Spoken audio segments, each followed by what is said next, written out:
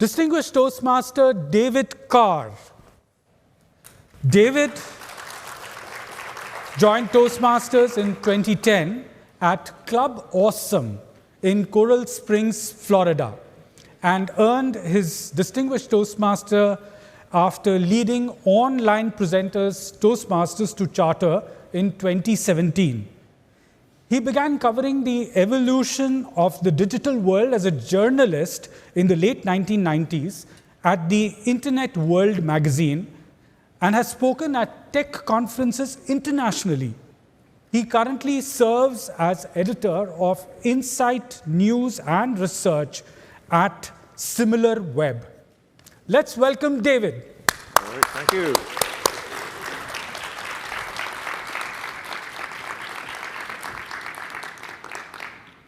I'm going to be talking about digital tools for club growth, not because it's the most important thing necessarily or the only important thing, but it is one of the first things that you need to do. I'm talking about what marketers call the top of the funnel. Is that first people need to be aware that something called Toastmasters exists and that it's valuable and that your club is a place to connect with it. And I think Jackie mentioned that at first she thought it might be a drinking club.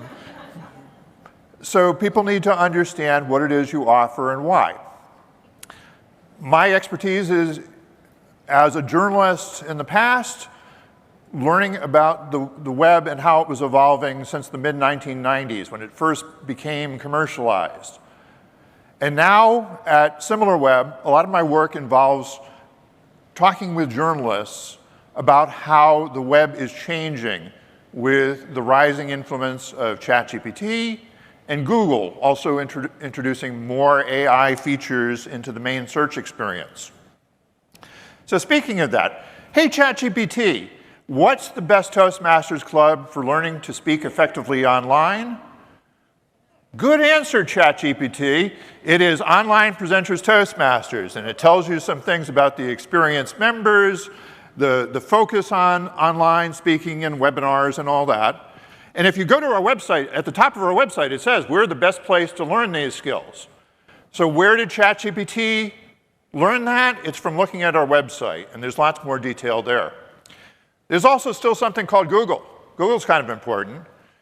Hey ChatGPT, what's the best Toastmasters club in Coral Springs, Florida?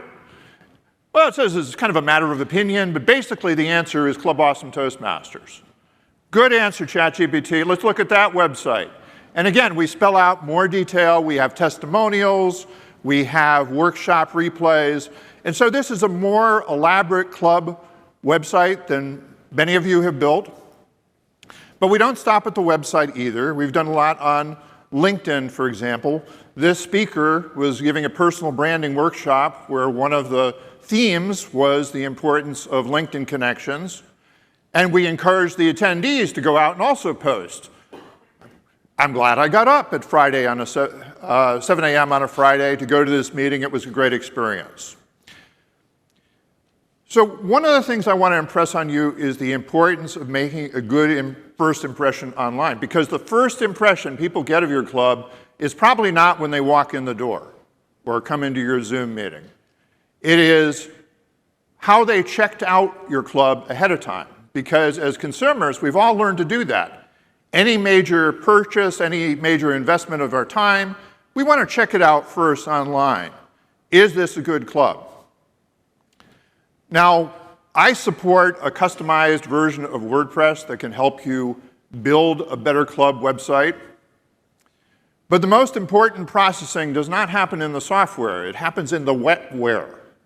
It's up here that the processing has to happen to come up with that story about what it is that makes your club special, what it is that makes the Toastmasters experience value. And I really want you to get away from the insider mentality. What's important about your club is not your district number, your club number, your acronyms. Try and have that outsider perspective of somebody who is learning about Toastmasters for the first time, and you need to spell out those acronyms for them. You need to spell out the value of table topics It's impromptu speaking. It's what you do at business every day. When the boss turns to you and says, what do you think? You have to have a good answer. Try and show your members in action, as opposed to just the group photo from the holiday party or the people holding up certificates. If you can show somebody speaking on stage at a contest, if you can share some video, it's a lot more dynamic impression you can make. And if you want to get attention on social media, try and understand the dynamics. Now, I'm a pretty good person to connect with on LinkedIn, particularly. I have over 8,700 contacts on LinkedIn. But when I'm trying to get reach, I want to get beyond my personal network. I want to get into your personal network. And if you connect with me, you'll find that I am generous about sharing your content because I want you to remember me and share my content. And I tell all my club members, we're holding this great workshop. Please make sure people know about it. Common mistakes to make. This is one way of making me look thinner. And I bring this up because I have seen this on a ton of Toastmasters websites where they have these distorted images. I see it in people's PowerPoint presentations, too. It's an easy mistake to make. With a lot of software, you're trying to make the picture fit in a certain space, but you need to learn how to resize things proportionally. And it just looks sloppy and careless to me where people have that on the front page of their website. Also, I would avoid the use of special effects all over the place. You want to use them for emphasis, just not overuse them. I think on Free Toast Toast, a lot of websites have these wonderful lime green backgrounds for some reason. And I guess it's a factor of them trying to use the limited customization to the best effect. And I suggest trying to go deeper. So your homepage tells the basic story of your club, but a blog post and an extra article can flesh out the expertise of somebody in your club who is great at body language. If you can get them to write about it, and if they're a speaker but not a writer, you can video record them and make that the centerpiece of the blog post. And so you do want to have a certain number of words, mostly to give Google something to index, gives people something to read too before they click play on the video. But that's a way of getting more reach. Oh, I did want to cover that. So I promote WordPress partly because it includes the built-in blogging feature. But another way of building out those kind of detailed articles is LinkedIn basically includes a blogging tool. So you go down to the end of the line where it says enter a post, and you click on write an article, and that gives you the option to create this whole feature article that includes multiple photos, can include video, can include these other elements. And from there, you may want to link back to your club website, which I recommend be kind of the anchor of the experience. It's good to understand how your club shows up in search results.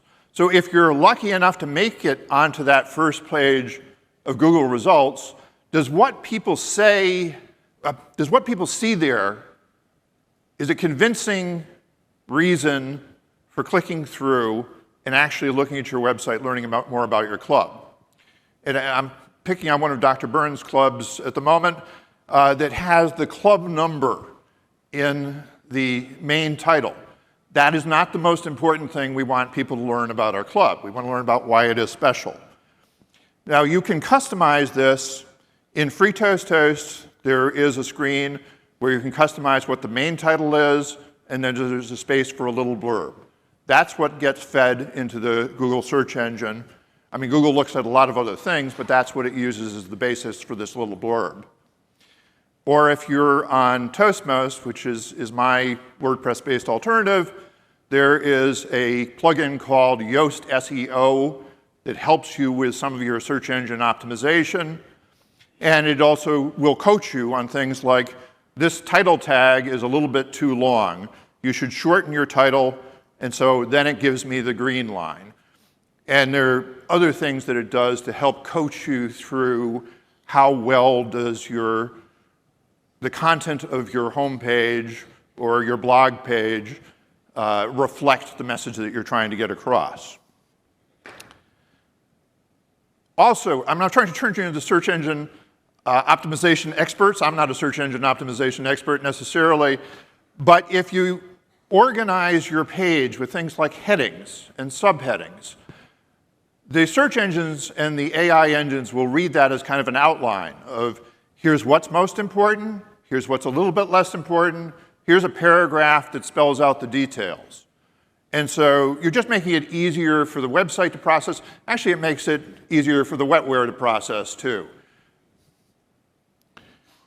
And AI as the new search. This is a screen from my employer's brand new AI visibility features. It allows you to see what traffic comes to a website from ChatGPT and other AI engines, as opposed to search engines. And it also gives you an idea of what kind of questions are people asking. So these are examples of questions people are asking that lead them to the Toastmasters page. And I have a post on LinkedIn that goes into more of the details. But it's not just ChatGPT anymore, because Google is baking these features in more and more deeply. So one more ChatGPT trick.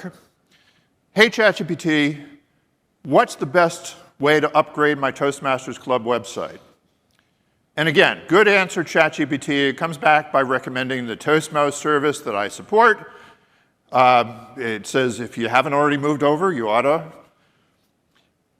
So I don't have time to go into detail about what Toastmasters offers, but it's website themes that are customized for Toastmasters brand compliance. There is a mobile app for agenda management.